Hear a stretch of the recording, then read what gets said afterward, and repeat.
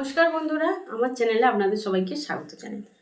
তো আজকে যে টপিকসটা নিয়ে আমি বলবো সেটা হচ্ছে আমাদের কেন ওজন কমে না। আমরা 90% মানুষই কিন্তু সেটা ভুল করি। কারণ অ্যাকচুয়ালি আমরা বুঝতেই পারি না যে আমরা ঠিকঠাক টাইমে সকালে উঠে এক্সারসাইজ করছি বা ঠিকঠাক জল খাচ্ছি, ডায়েট করছি, তবুও কিন্তু আমাদের কেন ওয়েটটা কমছে না।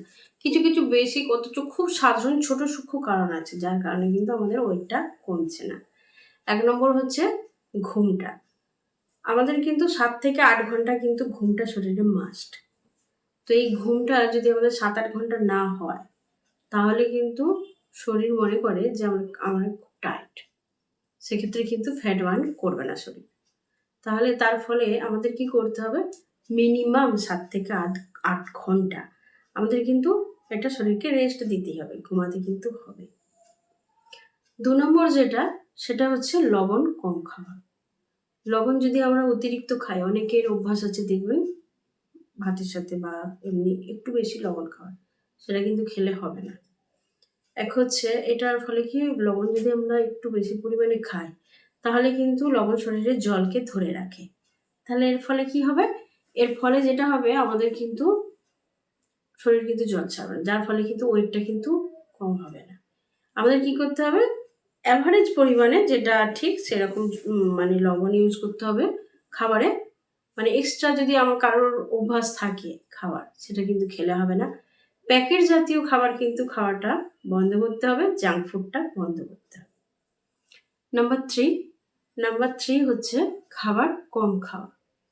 আমরা অনেকেই মনে করি যে আমরা যদি খাবার কম খাই, তাহলে কিন্তু আমাদের ওয়েটটা লস হবে। অ্যাকচুয়ালি না। খাবার যদি আমরা কম খাই, তাহলে কিন্তু আমাদের শরীরে যে মেটাবলিজম ওটা কিন্তু স্লো হয়ে যাবে। মিনিমাম শরীর কিন্তু নিজেকে তখন বিপদের মধ্যে আছে এটা ভাবতে শুরু করবে। তার ফলে কিন্তু ফ্যাট বার্ন কোনোভাবে হবে না। দিনের বেলা অন্তত ২টো টাইম শরীরকে কিন্তু ঠিকঠাক খাবারটা পোষণটা কিন্তু দিতেই হবে। তাহলে কিন্তু ঠিকঠাক থাকবে। মানে মেটাবলিজমটাকে আমাদের ঠিক রাখতে হবে।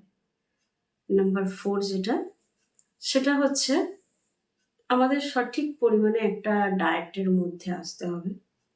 আমরা ধরুন কষ্ট করে অনেকে এক্সারসাইজ করি, অনেক কিছু আমরা ট্রাইও করি বাড়িতে। তার সঙ্গে ডায়েটটাকেও কিন্তু পালন করতে হবে। সঠিক পরিমাণে কিন্তু পোষণটা শরীরে দিতে হবে।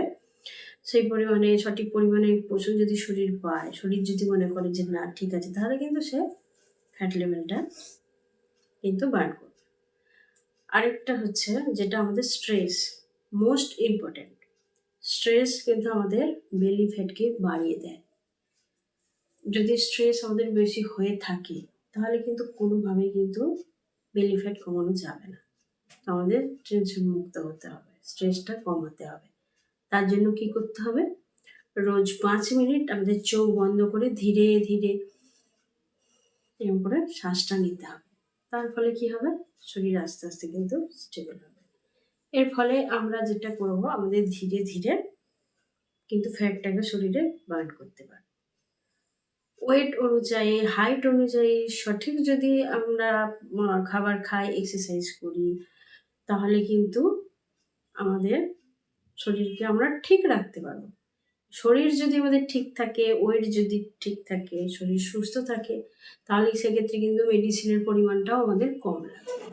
খুব অতিরিক্ত পরিমাণে কথায় কথায় মেডিসিন না খেয়ে যদি টুকটাক স্বাভাবিক এই জিনিসগুলো করে আমরা ওয়েটটাকে মেনটেন করতে পারি, শরীরটাকে যদি সুস্থ রাখতে পারি, সুস্থ শরীর তো সবথেকে বড় সম্পদ। তো এর পরের দিন আমি যে টপিকসটা নিয়ে বলবো সেটা হচ্ছে ১ মাসের ডায়েট চার্ট। অ্যাকচুয়ালি আমি সেইগুলোই আমার ভিডিওতে বলি যেগুলো আমি নিজে ট্রাই করি।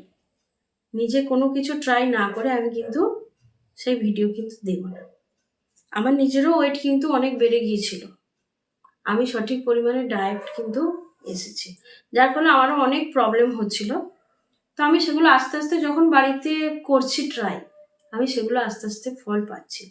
আজ শুরু করলাম, ১ মাসের মধ্যে লাফিয়ে আমার ওয়েট কম হয়ে গেল, সেটাও কিন্তু শরীরের পক্ষে ক্ষতিকর।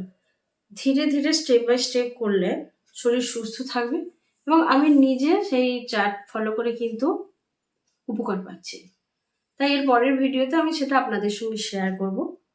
আপনারাও সেটা ট্রাই করে দেখতে পারেন, অবশ্যই কিন্তু উপকার পাবেন। তো আমার আজকের ভিডিও এই পর্যন্তই। আমার ভিডিও যদি আপনাদের ভালো লাগে তাহলে লাইক করবেন, শেয়ার করবেন এবং পাশে থাকবেন। আর যদি আপনাদের কোনো কোয়ারি থাকে বা কোনো কোশ্চেন থাকতেই পারে, সেটা আমাকে ডাইরেক্ট আপনারা মেসেজ করতে পারেন।